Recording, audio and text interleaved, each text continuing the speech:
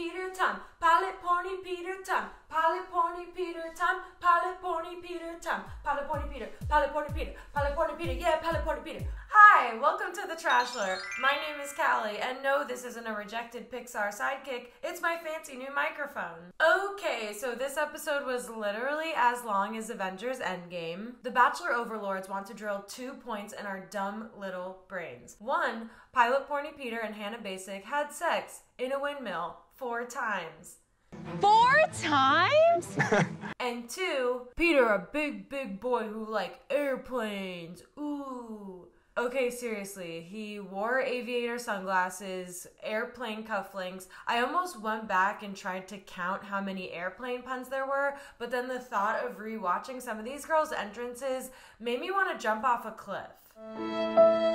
Side note, Pilot Porny Peter is Cuban since, like, I don't want to erase anyone's culture, but he and his family just seem so white that I feel like he just lied on all of his college applications and he's putting this in the show just in case he gets audited.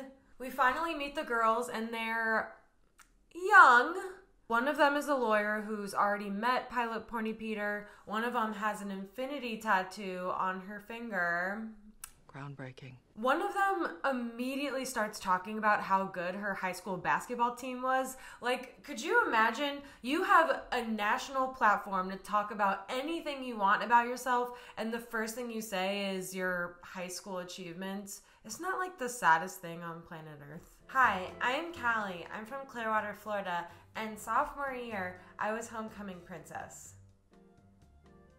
There's one girl who arrives in full Ariana Grande cosplay. One girl who seems normal, but then I saw that the back of her dress had an exposed zipper, so she's dead to me.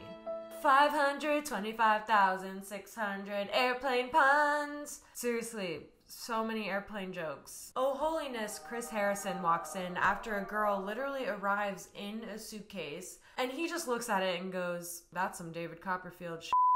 We should cut her in half later."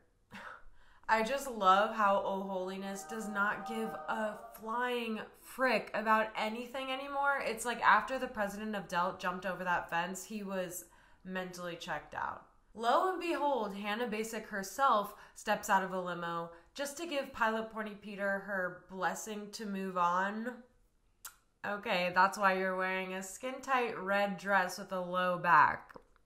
Okay, I see you, girl. We get to our first cocktail party, and the girl with the infinity tattoo on her finger, Groundbreaking, stops and frisks Pilot Porny Peter, which is totally illegal unless there's reasonable suspicion of criminal activity. Hello. The first impression rose goes to Hannah Ann, who alienates 50% of the American population by saying, "The best thing you could do for your children is show them what a healthy marriage looks like." No. She also gives him one of her paintings that looks like it was made by an elephant in a coma. I'm not going to recap everything because this episode was literally longer than The Godfather. But basically Pilot Porny Peter said, "Woo, badass." Woo, badass.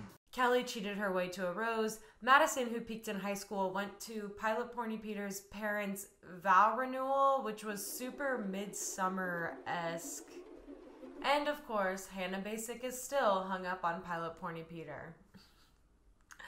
Girl, just because Jed Y'all wasn't that into you and Patrick Swayze is frankly out of your league, doesn't mean you could just go for your number 3. Just go home, put on something sexy, and have a long, intimate night with your Dancing with the Stars trophy.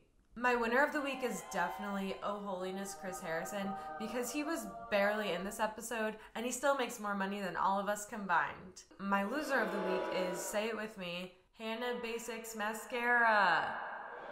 What is that? Molasses? Black tar? Girl, what? Thank you so much for watching, and I'll see you next week. But basically, Pilot